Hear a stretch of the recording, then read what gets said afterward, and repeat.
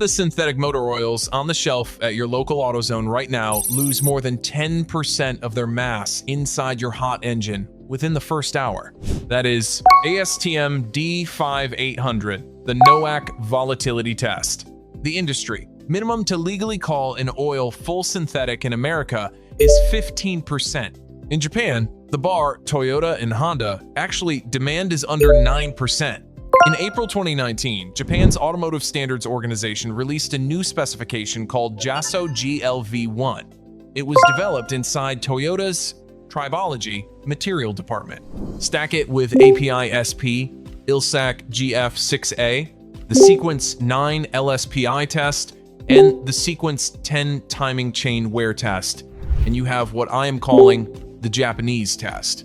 Run 12 of the most popular synthetic oils in America through all 4 criteria. Only 3 pass. This is not one lab testing 12 oils. This is what happens when you stack every specification. Japanese OEMs actually demand against oils the American retail market sells as premium. 9 fail, 3 pass. One of the 3 costs half what you are probably paying. I will show you which one at the end. Quick disclaimer before we start, the tips and guides in this video are for educational purposes only. Every vehicle is different, so please use this information at your own risk. We are not responsible for any damage or injury that may occur. When in doubt, always consult a professional mechanic. The words full synthetic on an American oil jug mean less than most drivers assume. The reason goes back to 1999. A ruling in a dispute between Castrol and Mobil effectively redefined the word synthetic in the American market to include heavily refined Group 3 mineral oil. Since that ruling, any oil made from hydrocracked base stock with enough chemical alteration legally qualifies as synthetic. A $20 jug at Walmart and a $40 jug of premium synthetic can both wear the same full synthetic label. The oils in the budget tier do something important. They comply with API SP, they pass the industry minimum on NOAC, which is anything under 15. They meet the basic LSPI resistance bar. They are not bad oils, they are floor oils. Pull the technical data sheet on Mobil 1 standard 5W30 and you get a NOAC of roughly 12%. Castrol Edge 5W30 runs about 12% as well, with a TBN, the acid neutralization reserve, of about 8.8. Quaker State Ultimate Durability comes in closer to 13. Valvoline SynPower sits at 10 on paper. Royal Purple HPS runs around 10, with a TBN near 8.5. A jug of Quaker State at Walmart runs about $22. Mobil 1 Extended Performance runs $27. Castrol Edge runs about $35 for 5 quarts. None of those numbers are disqualifying in isolation. For a 2010 Camry with a naturally aspirated 2.5-liter, any of them will run the engine to 250,000 miles without incident. The floor is high enough. The problem is what the floor was written for. It was written for a North American fleet still dominated by port-injected, non-turbo engines. The oils on your shelf are still built to that baseline. Let me walk you through what Japanese OEMs have been demanding of their oil for the last decade. Think of API SP as a high school diploma. Japanese OEM specification is the same diploma, with AP classes, SAT scores, and a fluid engineering internship attached. Same credential, wildly different preparation. Here is what Japanese automakers demand beyond the American floor. First, NOAC under 9%, not under 15. Lower NOAC means less oil evaporating into your combustion chamber. Less oil in the chamber means less carbon on your ringlands. Less carbon on your ringlands means a dramatically reduced chance of low-speed pre-ignition, an event that can bend a connecting rod or crack a piston in a single combustion stroke. Japanese turbocharged direct injection engines are the most vulnerable on the road. Toyota's Dynamic Force line, Honda's Earth Dreams Turbo, Nissan's turbocharged 4 cylinders. Small displacements, high output, hot operation. They cannot tolerate floor-grade oil. Second, TBN above 10, not above 7. TBN is the alkaline reserve the oil uses to neutralize combustion acids before those acids attack your bearings. An oil that starts at 8 depletes faster than an oil that starts at 12. Third, documented sequence 9 LSPI resistance beyond a bare compliance pass. Fourth, sequence 10 timing chain wear protection, which became a licensing requirement after Toyota and Nissan spent a decade watching chains stretch at 120,000 miles on floor-grade oil. ILSAC GF6A is itself a joint specification. Toyota, Honda, Ford, GM, and Chrysler all sit on the approval committee. The Japanese half of that committee drove the most aggressive requirements. JSO GLV1, the 2019 spec, was tested at Toyota's facility using a 2ZR FXE hybrid engine. Japanese engineers were writing the rules other OEMs were choosing to meet. Idemitsu, by industry account, blends the factory fill oil that ships inside brand new Hondas and Toyotas at the port of entry. ENEOS is the largest oil company in Japan and a major OEM factory fill supplier. When you see their jugs at Napa, you are not buying a Japanese branded product. You are buying the same oil the dealer poured into your car on day one, repackaged for retail. Not every premium branded oil in America clears this bar. The jug does not determine the result. The specification does. Let me show you exactly what the test looks like. 4 criteria: pass, fail, no gray area. Criterion 1: NOAC volatility by ASTM D 5800 must be 9% or lower. The test heats the oil to 250 degrees Celsius for 1 hour under airflow. Anything above 9% means enough oil evaporates into the combustion chamber to form the carbon deposits that trigger LSPI. Criterion 2: TBN by ASTM D2896 must start at 10 milligrams of potassium hydroxide per gram or higher. TBN depletes over the life of the oil. Starting at 8 instead of 12 shortens the safe drain window. Criterion 3: certified pass on the Sequence 9 LSPI test inside a GM 2-liter turbocharged direct injection test engine. 0 pre-ignition events tolerated. This is a hardware survival test, not a prediction. Criterion 4: certified pass on the Sequence 10 timing chain wear test under stop-start cycling and soot accumulation. Here is what is about to happen. I will run 12 oils through all 4. 9 fail at least 1.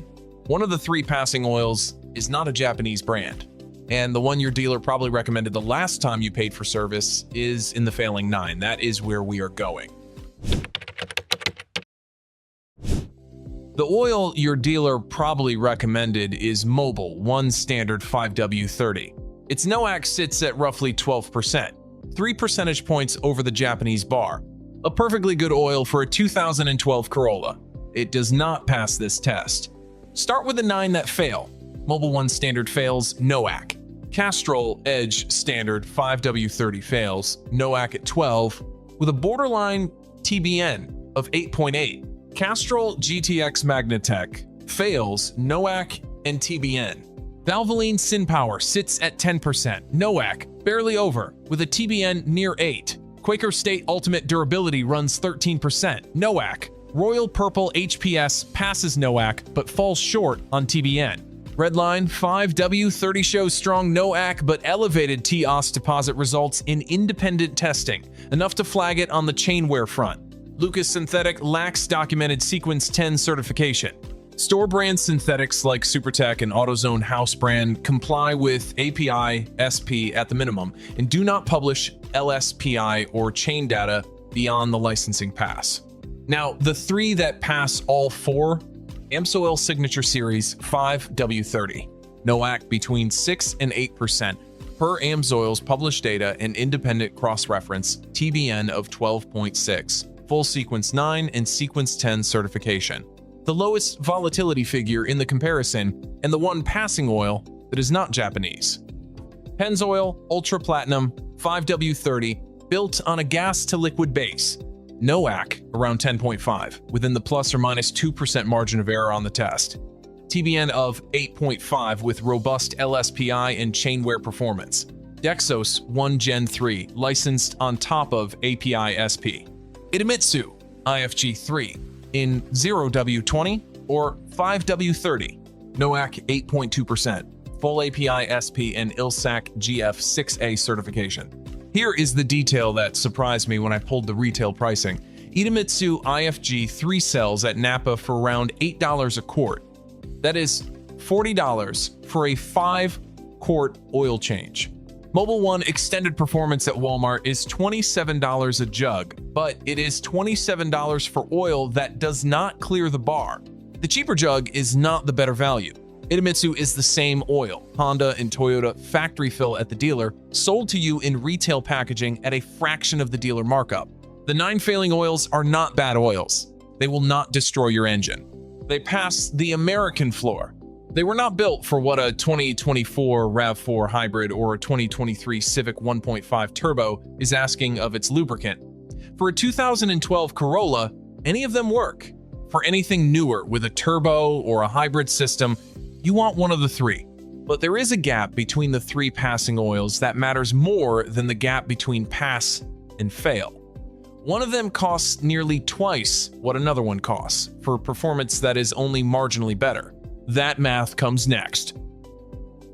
If I just saved you from buying the wrong oil at your next change, subscribe to Car Care Simplified. The next video runs this same framework against the top 10 Japanese transmission fluids on the market. 9 of them fail at least one test. The results genuinely surprise me. Why does 4 percentage points on NOAC actually matter? At first glance, a 12% oil loses only slightly more mass than a 9% oil. The real problem is what the evaporated fraction does next. Lighter hydrocarbon chains boil off first. The oil left behind gets heavier and thicker over the drain interval, so viscosity drifts up in the crankcase. At the same time, carbon deposits form in the combustion chamber. Those deposits land on the piston crown in the ringland. And those deposits are the ignition sources for low-speed pre-ignition. LSPI is a molecular event. An oil droplet carrying calcium-heavy detergent enters the combustion chamber. It combusts with an unburned fuel droplet before spark timing. Peak cylinder pressure spikes 3 to 5 times normal combustion load in a single stroke. Rods bend. Pistons crack. One event can total an engine. This is why base stock chemistry matters more than the label on the jug. Synthetic oil exists in 3 tiers. Group 3 is hydrocracked mineral oil, legal to call synthetic in America since 1999. Most retail synthetics live here. Group 4 is polyalpha-olefin, a true synthetic built from small identical molecules. Mobil 1 original formulations and Idemitsu IFG 3 run on Group 4. Group 5 is esters, oxygen-containing molecules that add detergency and friction modification. By industry account, AmSoil Signature blends 10 to 15% Group V ester into a Group 5 base. Pennzoil Ultra Platinum runs on a gas-to-liquid base. Group 3 refined to Group 4, adjacent purity from natural gas. Here is the math at the shelf. Pennzoil Ultra Platinum runs $35 for 5 quarts. Idemitsu IFG 3 runs $40. Mobil 1 ESP-X2, the one Mobil 1 formulation that clears the Japanese test, runs roughly $45. AmSoil Signature runs about $60 through the dealer network.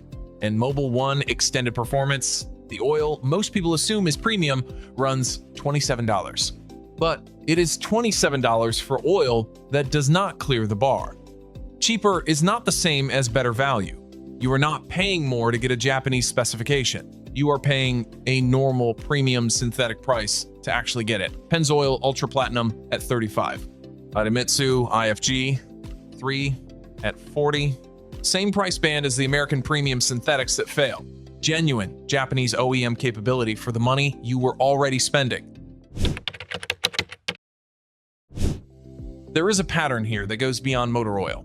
The United States has the largest motor oil retail market on Earth. It is also the market where full synthetic means something different than it means inside the Japanese OEM supply chain. That gap is not about any single ingredient. It is about whether oil is treated as a component of the engine or a consumable bought at a shelf. Japanese OEMs treat lubricant as part of the engine. The specification is written first, and the oil is built to meet it. Idemitsu factory fills Hondas and Toyotas to one chemistry. Eneos factory fills to another.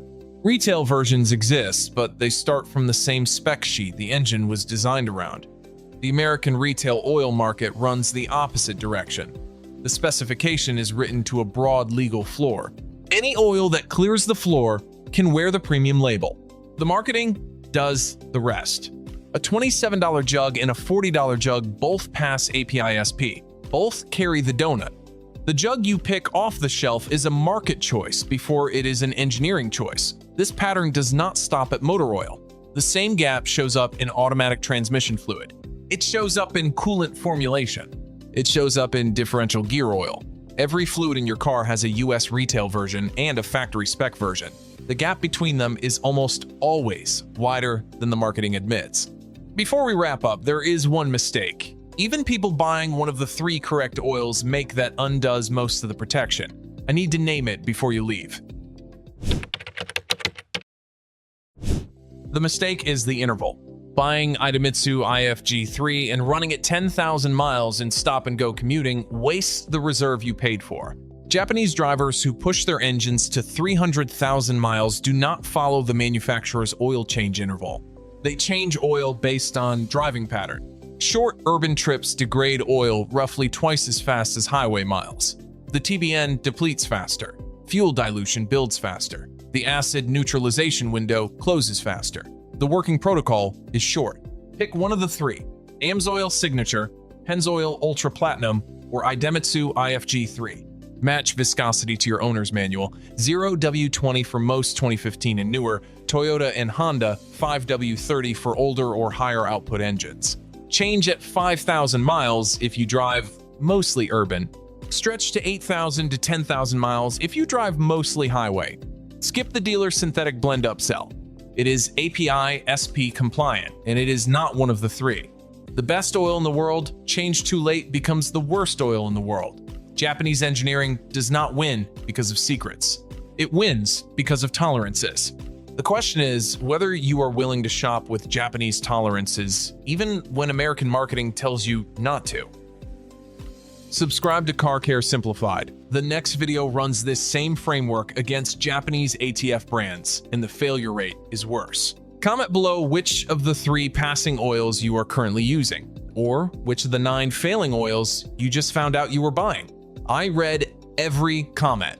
And if you switch at your next oil change, come back in 6 months with your used oil analysis numbers. We are building a database. Every script, edit, and voiceover on this channel is crafted with real human expertise, not mass-produced content. If this helped you, subscribe for more.